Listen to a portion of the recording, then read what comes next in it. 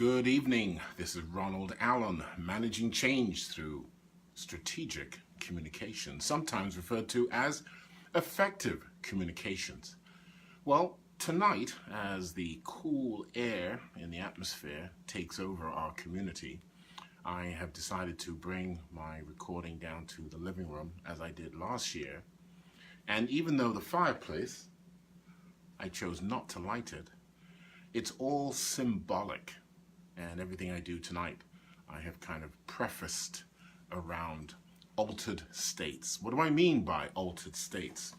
Well, as we go through our life, we find that life itself, the meaning that we subscribe to an event changes. One significant aspect of change for me has been in the movement from one country to another, and certainly being in this country for almost 30 years. And with its current state, I wanted to share with you some perspectives on how we as both born, migrated, immigrated, and even, shall we say, stumbled upon being an American, getting our citizenship, or trying to achieve our citizenship, creates an altered state in the meaning of our lives. And I've done a little homework as usual. But before I do, I'd like to share with you, because some people have sent me some really cool messages, and it's kind of broadened my own thinking. You know, I love to use that word, eclectic perspective, on what managing change through effective communication means. One area which I find very interesting is, of course, artificial intelligence. And if you look up on LinkedIn, you'll find a company called, I believe it's Boston Dynamics, has come up with a robot, and it's a full-figured robot. And it can traverse very different undulating landscapes. And what they did, they showed a video of this robot actually climbing boxes, in fact, jumping over a telegraph pole, which, you know, is about, 12, 14 inches thick, and then jumps up a series of boxes. And what was interesting to me was the comments relating to movies. And these were some credentialed individuals who, despite their academics and perhaps even understanding that technology is only limited by what we can program a thing to do at this stage, to a great extent. Perhaps the exception is Big Blue, the IBM computer that can has beaten, I think, 5 master chess players at once. But all artificial intelligence right now primarily can only execute based on what we put into it, its parameters. This guy literally moves like a human being. So, for example, if you're doing any kind of sports, in fact, if you're moving around the house, you'll notice that every now and again your body will adjust to dimension, distance, something falls, something you have to catch, something you have to adjust your hand to pick up. And I thought that was kind of cool, because my perspective was, well, could we use it in mine exploration? Could we use it in interstellar, intergalactic, interplanetary exploration, like the rover, right, to Mars? Could we use it in oceanic exploration?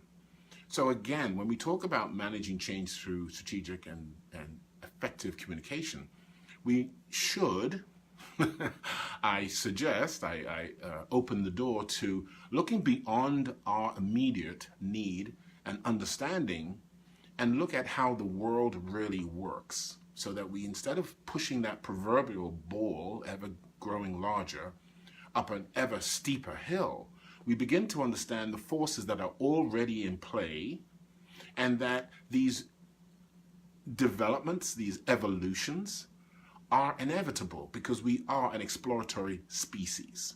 So I kind of start off with that. I love the robot. I think it's brilliant. And some of the comments, for example, were, did you see Terminator? Okay, quite possible. We've seen that now with the Chinese accessing data and, of course, grid infiltration.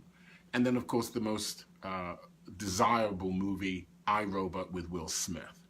And that's what the robot kind of looks like. And as I say, I could see it in oil fields.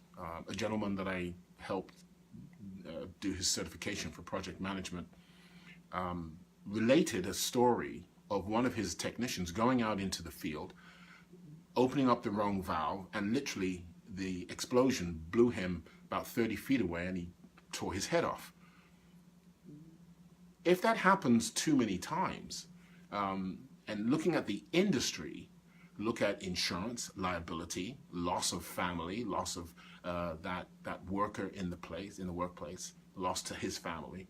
Could that robot not be a substitute? If we're doing mine exploration, tongue-in-cheek, Donald Trump wants to rekindle the coal mines. Would it not be more advantageous, instead of putting the proverbial pigeon, down the hole, put the robot? In India, for example, and many other countries, they do destruction of large refineries, oil ships, tankers, etc., with no protection. Again, broadening our understanding of what we talk about when we refer to managing change through effective communications, and look at these technologies as a way of helping us as humans to affect desirable change, safety, compliance. There are so many other areas, and I wrote them down and I sent them back, and I'm going to look later on in the morning and see the kind of comments that came back. It wasn't about one is better than the other. It's not about this is going to happen, get in line. It is understanding that, and I use a very basic skill, reading. Even today, and I take this very seriously, guys, even reading is outlawed in certain countries. And when I say that, what you read. So if what you read is controlling your thoughts, then your acceptance of new ideas is limited. And hence, even in this country, when people talk about artificial intelligence, it is a natural progression of how humans seek to improve their state. Whether it's education, whether it's skill sets, whether it's workforce development, and around the world it's been happening constantly because we're having to reform our skills, our abilities to work in a more IT-centric environment. Think for a moment of the conversation when you go into a store, almost any store, and the clerk, the salesperson, the customer service rep will say to you something like, "I'll get it for you in a moment, in a second. I'll be quick." That conversation, that change of wording has come about because of technology. Because we have been sold on the concept that everything is done in a fraction of a second. When if we back up a second and realize it takes about 4 or 5 seconds for a message to be absorbed, identified, a response to be contextualized and sent back.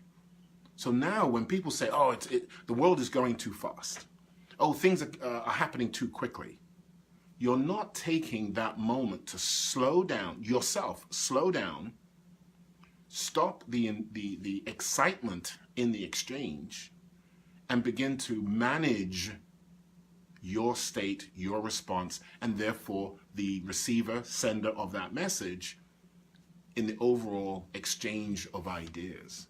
And I find that with project managers, I find that in the field when I'm working with different clients, certainly in coaching, people get so excited. I want to get it done immediately. Why? That's the way the world is. Really? Which world do you come from? So that's the first one, artificial intelligence. Took a little longer than I expected. And then again, that's what I wanted. I wanted to get that message out to you. So some other areas I'll be discussing, of course, personal and professional development in its broadest sense.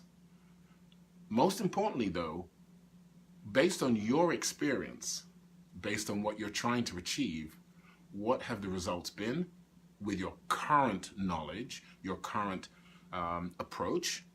Now, are you willing? This is the challenge. It is a challenge, definitely. This is the challenge. Are you willing to absorb or consider new information and actually act upon it? That is the nexus point. That's where replacement change occurs. And we replace the word change with replacement because nobody wants to change. That's a given.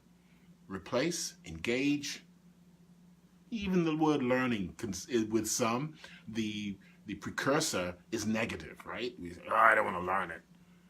Engage, yes. Replace, yes. An undesirable behavior, yes. Get rid of. Cognitive learning, we're going to talk about that. Futurism. Most of us, and certainly of my age and older, and even, in fact, I'll even drop down to about 40, 45. I know I look 45. I know. So, futurism, the reason why most of us fear or have apprehension is because we're taught that what we're being introduced to is so and is static. I think now what we should be showing younger members of our society is that our brains are very capable of adaptation. If we find ourselves in one situation, what tools do we have to apply and get optimum outcomes? If we find ourselves in an undesirable situation, how can we slow down, reduce, or even stop that risk and begin to craft the kind of outcome we're looking for? And the one thing I've asked most of my audience is, every single day you wake up and go into battle, go into life, think of what you did yesterday, what you did last week. Did it work? Was it favorable to you and the other person? It's not a one-way street, and I think that's part of the challenge with communications. We think that, well, I'm sending a message, the other person's going to receive it, and based on my authority, my desire, my emotion, I will get a response. Hopefully it's favorable. When in fact, they're already assessing you as a person and their meaning in their head. So there's a multiple back and forth of communication even before we talk. You know, we have that infographic up on LinkedIn and a couple of other sites. 85, 90% of communication is nonverbal. So what are we doing to prepare ourselves and the recipient of our message? And if we're not, well, guess what? We're going to get the same old behavior and reaction we've always received. Strategic interventions. These are the granular tools, techniques, strategies, gambits that we use that I have learned over the last couple of years through Dr. Chloe Medanes and Anthony Robbins. And I have no problem mentioning these people because why? These are my teachers. Well, why would I want to learn anything new at this age? Because I have 20, possibly 30 more years to live, and I'm not going to sit on some toadstool or go to some bingo hall, and God forbid I find myself in the casinos, and wallow my life away. Hey, learning has no age. Your brain does not know how old you are. Stop telling your mind that you're old. Now, I just got that one, by the way, today, right? Your brain, I'm going to say this again. I know, I got a couple of hits there. Your brain doesn't know how old it is. Stop telling your mind you are old. How about that? Okay, pattern recognition. This is very powerful. Every day, we have certain behavioral patterns that we play out. If we're excited, it's a certain, should I say, wavelength. If we're miserable, again, it's a wavelength. In social media, they got us down pat. Even when we don't want to react, we react. Let's start to arrest and reprogram ourselves. This stuff you can do anytime, guys. It is so, it's an awakening. It's cathartic. Someone said that to me the other day, and I said, interesting word. Right? It's cathartic. It's refreshing. You don't have to go off onto some junket or wait until you retire out of the miserable career that possibly you've endured. Do it immediately. Do it now. Do it with your loved ones. Do it with your children. Do it with your dog, your goldfish, for goodness sake. You put 3 sprinkles, put 2. To that effect, you thought I was joking, right? Normally I have tea when I do these. is? Well, tonight, for no major reason, I've decided to have a glass of wine.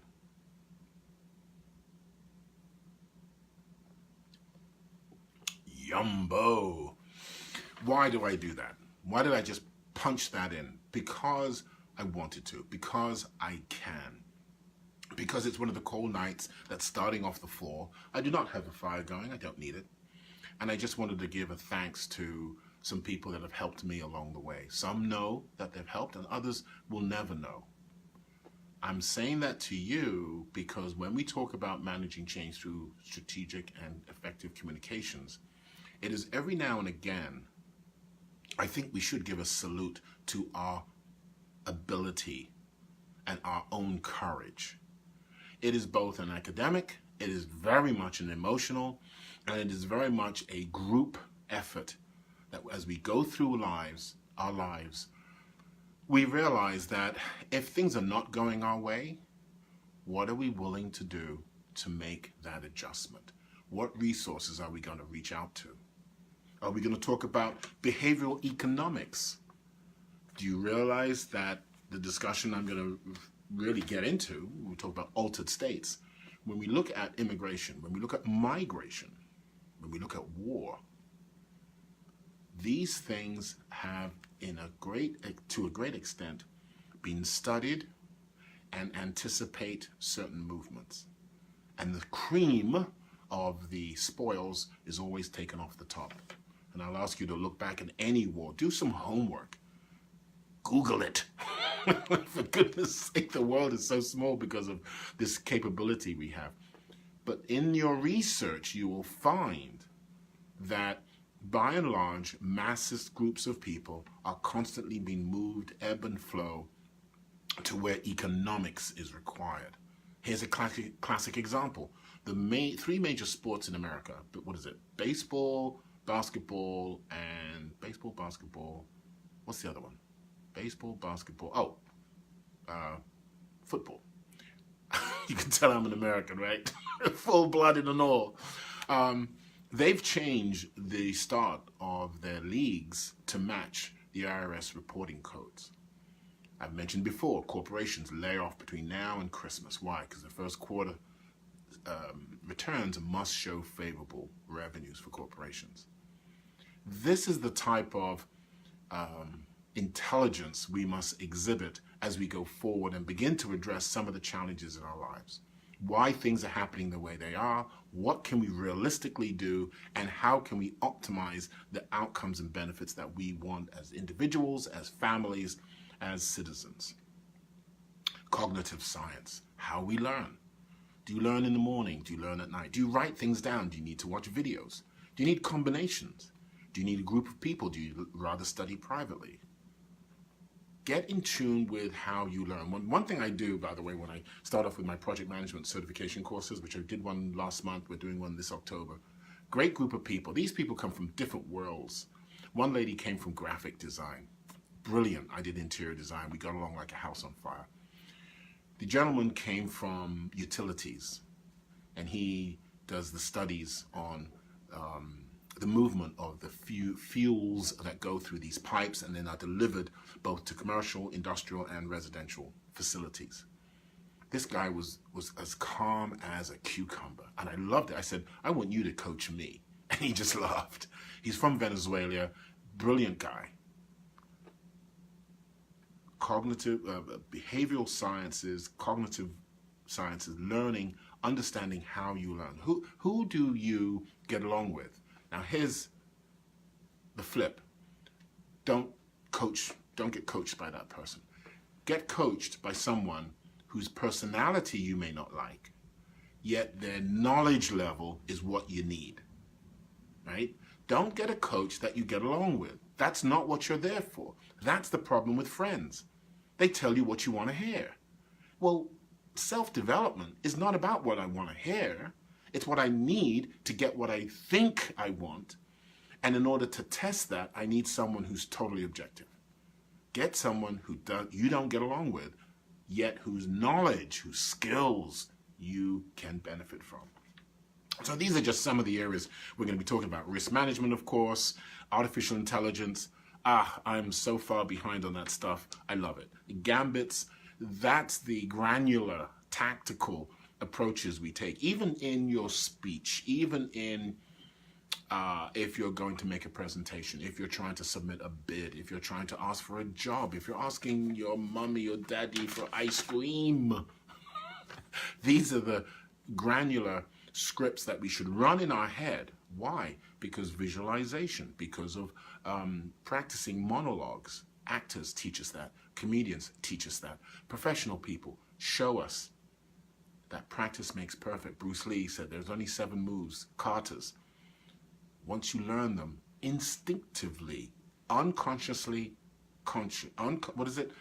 unconsciously competent. Remember the 4 stages, right?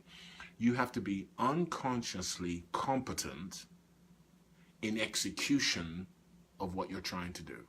That's the level you're reaching. Let me correct that. I prefer not to use the word I'm a professional. I prefer not to use the word an expert. Rather, I want to constantly learn, because every different situation you find yourself in, it's a different mix, right? Yes, in menus, it's pretty consistent. With people, it's not.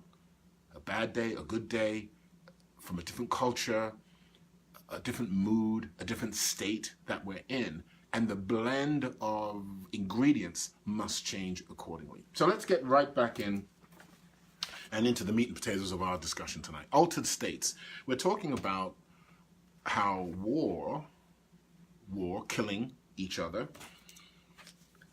how we communicate, and then we're going to look at how people move to countries in order to find economic opportunity, to find safety, our families. So there are a number of countries which are at serious war across the world: Ethiopia, Egypt, Pakistan, Libya, the Ukraine. Many people don't realize the Russians have been trying to annex and have annexed that country back and forth. Mexico, Somalia, Iraq, Afghanistan.